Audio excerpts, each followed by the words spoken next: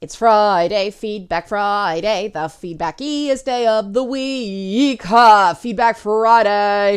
And again, like Monday, I'm going to try the multiple videos, 10 minutes each or less format, which after Monday I've decided I don't like. It's great for traffic, terrible for understanding.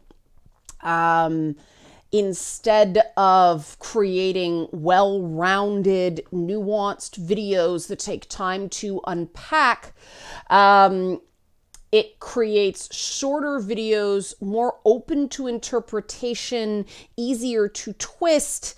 And so instead of it being a nuanced conversation where everybody feels okay, a bunch of people get triggered because they assume meaning because I can't do my normal, no, I don't mean this, no, I don't mean this, no, I don't mean this, no, I don't mean this, knock down all the criticisms and say, this is what I actually mean because of brevity.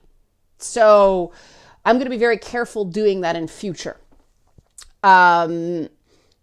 There's a real issue with what YouTube is doing with its algorithms. It is forcing people to explore certain topics, not explore certain topics, explore topics in a certain way and not other way through the power of monetization. The Beelzeboob video I did this week got demonetized, by the way, which is really interesting because the other video I did on the exact same topic, none of the other videos I did on the exact same topic got demonetized. Just that one. And of course, I don't know exactly why they did that, but I'm guessing it was like the only one before that's been upheld on these grounds. It was for the copious amounts of cleavage. That is my body. I should be able to do what I want with my body as long as there's no open nudity. This is ridiculous that I have to dress like this to be allowed to say, hey, my body, my rights on YouTube. This is insane. This is sexism. This is patriarchy. Like, this is all the stuff. Like, what are we in Victorian England? So, oh, don't show anything above your ankles, ladies. Like, what is this? Like, the whole bra burning in the 60s was about being allowed to do this stuff. But the whole act of forcing women, not saying it's okay if you want to dress modestly, but forcing us to dress modestly, that's like oppression of individualistic free will. Like, this has pretty much been the theme for the week.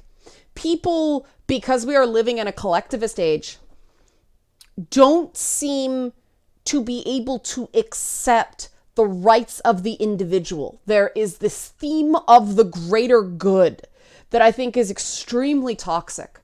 Because the whole point of the inherent specialness of humanity, and I don't know if I necessarily believe that, but, you know, the idea that human beings are somehow different from all other animals because we have higher intelligences and free will,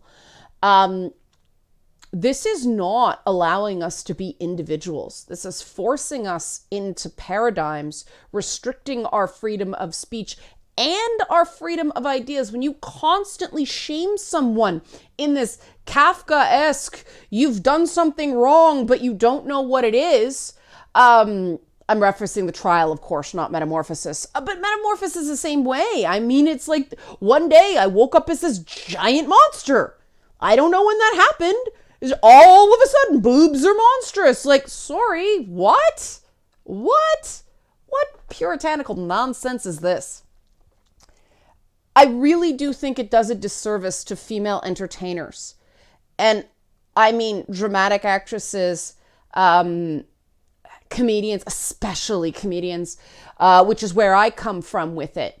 Guys are allowed to use their bodies above the waist in any way they want, or even their butts. Like, the only thing they can't show is their junk. And even in, Austin Powers' case, by a hair, right? Probably the bad choice of words. but guys can be shirtless. They don't have to be ripped. You know, a lot of male comedians use their bodies for humor. And they're allowed to do that. They are permitted to do that through modesty norms. Women are not. We're not. And that's not fair. That's not equal. The idea that women have this additional pressure on us to be nice, to be modest, it stifles not just women in comedy, but women in sciences, women in politics, all this stuff. Any time we, dear God, have to be immodest in our opinions or not nice in our opinions or our dress or our movements, this is considered anti-feminine. This is not just considered anti-feminine. This is considered not advertiser friendly, meaning we are offending the morals of the moral majority, or at least the people in Silicon Valley who are in power right now. And this isn't right. This is anti-progressive. This is like anti-progressive. This is also anti-free speech. So both wings of the political paradigm should be protesting this. But we can't, because all the platforms we'd use to protest this are sort of under the thumb of the people that we'd be protesting, right? This is oppression in its purest form. We can't even mount a successful protest because we lack the agency to be able to do that. The powers that be are stopping us from doing that through shame, through restricted speech, through restrictions on assembly, all that stuff. But one would think that the one thing that both sides of the political schism we are facing right now would agree with is that a free and fair press is extremely important. And that just doesn't mean, journalism like fact gathering. It also means a marketplace of ideas through properly labeled op-ed. And that includes comedy.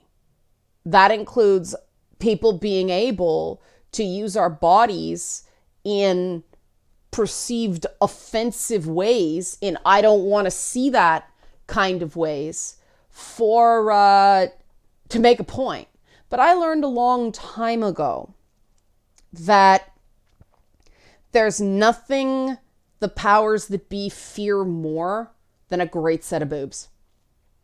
And I learned this through my experiences once of being in a men's magazine. Some of you may have seen those Red Sonja inspired pictures I did with the, very suggestive spear and all that stuff. And that was during my late night hosting days, my exclusive comedy days. And there was this opportunity. I'm like, I don't want to do a bikini spread. I'm a freaking ginger. I never wear a bikini. I'm like covered head to toe in like cheesecloth looking stuff. I look like a freaking mummy on the beach. It's completely ridiculous. I'm going to feel awkward. It's not going to feel right. Every time I've tried to do a traditional like Sports Illustrated type of like photo shoot, it's always gross because I'm not comfortable. It's not me. And so I said, look, if you want me in like a Maxim style, because it was like a Canadian version of Maxim type thing, if you want me in that kind of thing, it's gotta be me. And so I did those Red Sonja style chainmail bikini and then the Shanna the She-Devil ones with the same thing. And the guy said, oh, we can't run those. Our sponsors will drop us. And I was like, I'm not showing more than or less than anyone else in your magazine. I mean, the issue before me, a girl was in a wet t-shirt licking a mic stand. So, but when women seem sexualized and submissive, no problem. When women seem sexualized and empowered, that's when the powers that be have the problem. That's the whole purpose of the Beelzeboob character. So I'm not going to stop doing the character because, like, you guys love her. And I think it's really interesting that when she's a part of Lady Bits, it doesn't get demonetized. But when she's on her own in videos, constant demonetization every single freaking time. And of course, YouTube never says why. So I never know quite how. But that's the first video in this. I'm going to do one on the Sonia video and then one on the Jax video, because there have been developments, again, actual news gathering, story in progress. But if you like what you see because of the ongoing demonetization, help support this channel, become a monthly patron, patreon.com/LeannaK. See you Monday. And with other videos.